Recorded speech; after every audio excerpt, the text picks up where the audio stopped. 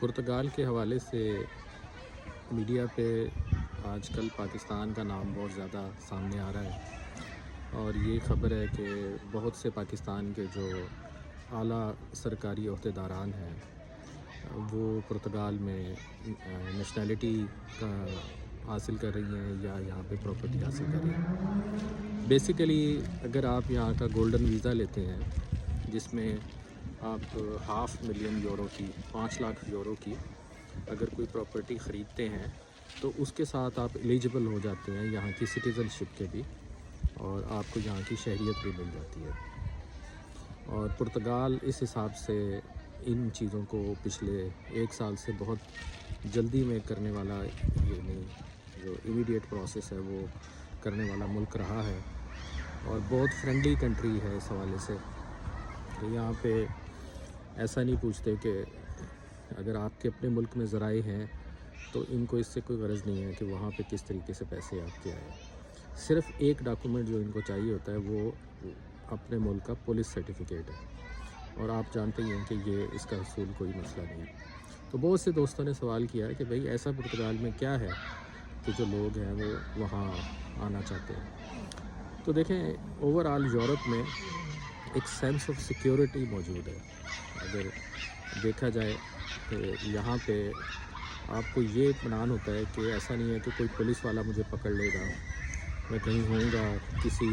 نادیدہ جرم میں رسیٹ لیا جاؤں گا، یا کوئی ایسی کوئی میرے خلاف کوئی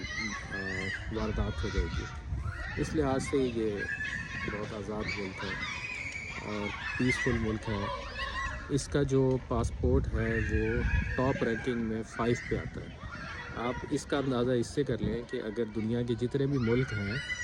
اس میں سے جو ہمارا ملک ہے وہ نیچے سے 5ویں نمبر پہ ہے، اور پرتگال جو ہے وہ اوپر سے 5ویں نمبر پہ ہے، 5th نمبر ہے۔ تو یہ بہت بڑا ایک ڈفرینس ہے 130 ممالک سے بھی زائد کا جو ہمارے اور پرتگال کے مابین ہے۔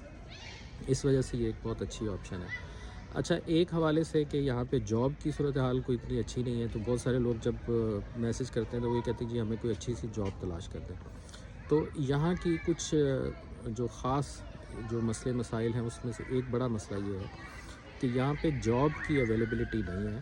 ہاں، چھوٹے بزنس کی جو ہے پاسبلٹی بھی ہے، اور وہ بہت آسان بھی ہے، کیونکہ یہاں کی گورنمنٹ بزنس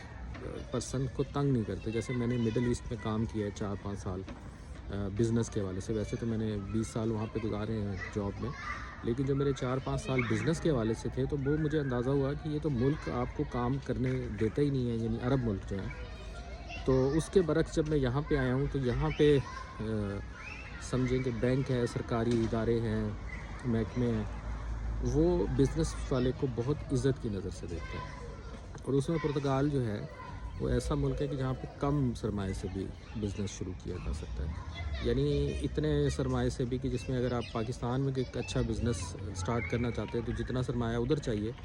اتنے سرمایہ میں آپ یہاں پہ بھی کوئی کام کر سکتے ہیں۔ یہ اس کے کچھ پازیٹیو ہیں، لیکن حالیہ دنوں میں جو امیگریشن کے معاملات ہیں وہ سخت ہوئے ہیں، اور